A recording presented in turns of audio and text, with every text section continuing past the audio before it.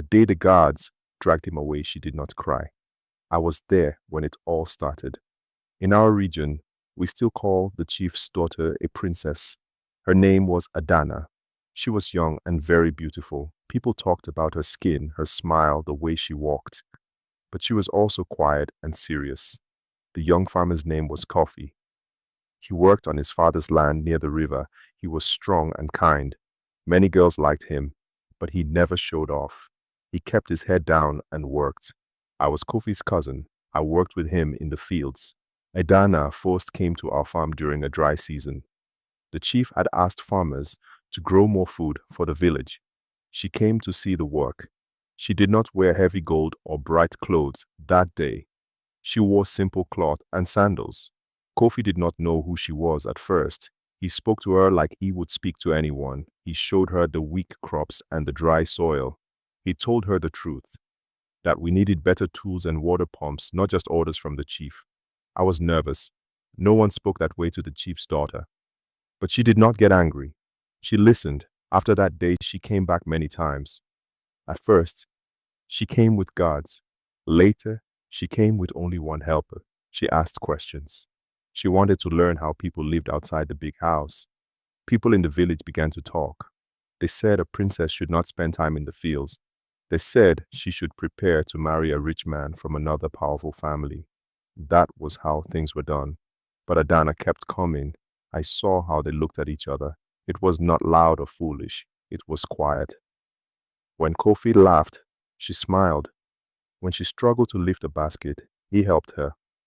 One evening, I found them sitting near the river after work. They were not touching. They were just talking. She said she was tired of being treated like an object to trade. He said he was tired of being treated like he was small because he was poor. They both wanted a simple life where they could choose. But our village was not simple. When the chief heard the rumors, he was angry. He sent guards to watch her. He called Kofi to the big house. I went with him, but they did not let me inside. Later, Kofi told me what happened. The chief said Kofi had forgotten his place. He said a farmer could not dream of standing next to his daughter. He warned him to stay away or face trouble. Kofi tried to stay away. For weeks, he did not go near the chief's land. He worked only in the far fields, but Adana came to him. She told him her father had already chosen a man for her. The man was older, he owned trucks and land. The marriage would bring money and power. She said she did not want that life. Kofi looked torn. He said he could not fight the chief. He had his parents to think about. If he caused trouble, the chief could take our land. The night they were seen together again was the night everything changed. Some boys from the village saw them talking near the river. By morning, the story had grown. People said they were planning to run away. People said worse things that were not true. That afternoon, guards came to our farm.